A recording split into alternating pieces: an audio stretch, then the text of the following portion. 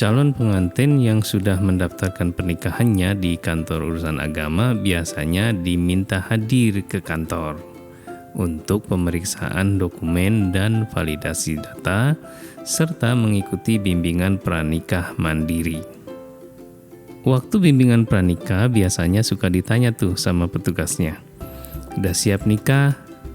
Calon pengantin pasti jawab, "Siap." Tapi pas ditanya, "Udah tahu belum nikah itu apa?" Biasanya agak keder tuh.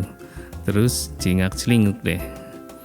Nah, dalam keseharian kita mungkin kita pernah melihat ada teman kita, tetangga kita, atau saudara kita yang menikah muda. Ada kan? Katanya mereka menikah untuk menghindari zina, padahal mereka masih kuliah atau keduanya belum bekerja. Tapi ada juga yang menikah dan mereka sudah matang. Artinya mereka sudah terlihat yakin, siap dengan nafkah, dan siap menghadapi masalah domestik lainnya. Terus, emangnya salah kalau seorang memutuskan untuk menikah dengan tujuan hanya untuk menghindari zina? Tentu saja tidak salah. Namun, tujuan pernikahan bukan semata-mata menghalalkan hubungan seksual antara laki-laki dan perempuan. Tujuan pernikahan juga bukan hanya untuk menghindari zina.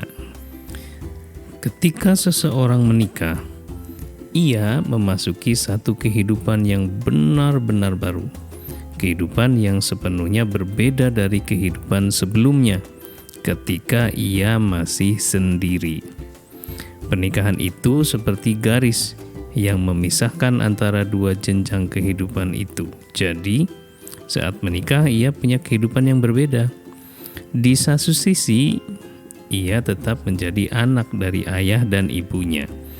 Tetapi di sisi lain, ia tak lagi memiliki hubungan pertanggungjawaban dengan mereka. Setelah menikah, ia dan pasangannya lah yang bertanggung jawab sepenuhnya atas kehidupan mereka itu. Tapi kan daripada zina mendingan nikah. Jadi aku bisa hidup bersama orang yang aku cintai tanpa merasa berdosa. Betul, ada banyak pasangan muda yang memilih untuk nikah muda dengan tujuan untuk menghindari zina.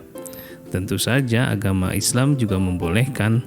Tidak ada larangan untuk menikah meskipun masing-masing kalian belum bekerja dan masih mengandalkan orang tua untuk nafkahnya. Meskipun dalam beberapa kitab fikih disebutkan bahwa nikah adalah al-wat'u, yang berarti hubungan seksual. Tapi ada tujuan atau hikmah lain dari pernikahan selain menghalalkan hubungan seksual. Jadi, hubungan seksual bukanlah tujuan inti dari pernikahan. Nah, teman-teman sekalian, sebelum kita membahas lebih jauh tujuan atau hikmah pernikahan, ada baiknya kita pahami dulu pernikahan itu sendiri ya, pengertian nikahnya. Dari situ kita lanjut ngobrol tentang tujuannya. Para fuqaha atau para ahli hukum Islam mengatakan nikah secara bahasa berarti al-dhammu atau al-jam'u, yang artinya penyatuan. Jadi, nikah itu menyatukan dua orang dalam satu ikatan atau dalam satu bentuk hubungan. Mungkin kalian pernah dengar kata jima dalam bahasa Indonesia. Kata itu berasal dari kata bahasa Arab, yaitu al-jima, yang artinya persatuan atau kumpulan, atau bisa juga berarti hubungan seksual. Dari akar kata yang sama, kita kenal sholat Jumat, yang di dalamnya semua kaum muslimin di sebuah daerah berhimpun atau berkumpul di satu masjid jami untuk mendirikan sholat.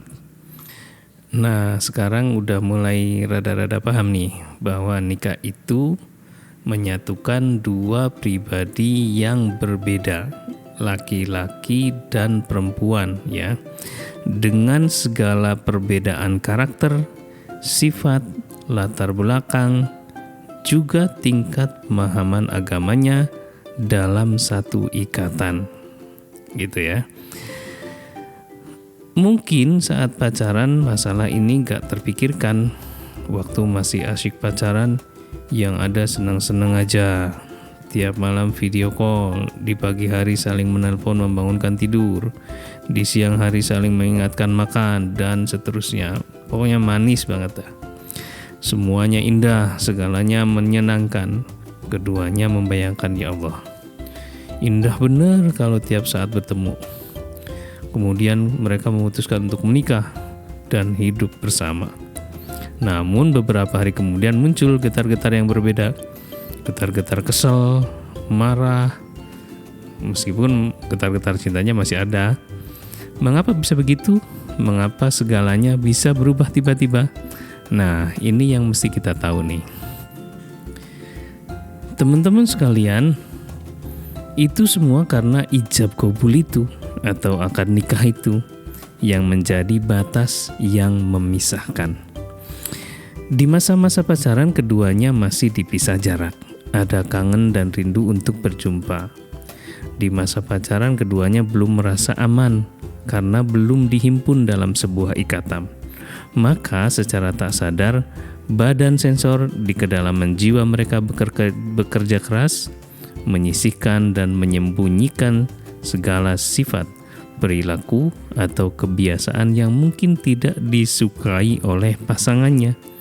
Jadi, yang muncul di hadapan pasangan adalah segala sesuatu yang baik, indah, menawan, penuh pesona, seperti sifat humoris, dermawan, penuh perhatian, dan sebagainya. Nah, setelah akad nikah, ada rasa yang muncul, kini sudah aman, aku sudah miliknya, dan dia milikku, tak ada yang bisa memisahkan. Nah, badan sensor di dalam jiwa bekerja lebih longgar lagi. Muncullah segala sifat aslinya, termasuk kebiasaan yang mungkin tidak disukai oleh pasangan. Orang yang dasarnya pemarah mulai muncul kebiasaan marah-marahnya, teriak-teriak, atau bahkan mungkin melakukan kekerasan fisik. Orang yang pencemburu makin tegaslah sikap posesifnya, sehingga bikin sebel pasangannya. Pasangan yang dulu begitu manis dan romantis, setelah nikah jadi menjemukan dan menyebalkan. Belum lagi ketika lahir anaknya ya, yang merampas sebagian besar waktu untuk pasangan.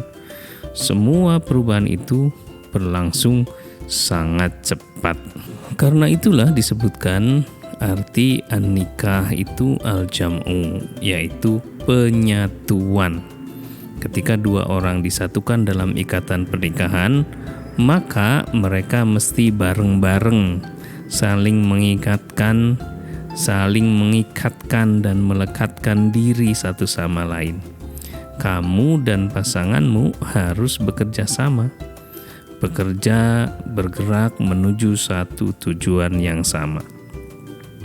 Ketika ada perbedaan keinginan, kebiasaan atau kecenderungan, kamu harus diskusi dengan pasanganmu agar tidak ada yang tersakiti atau terpaksa.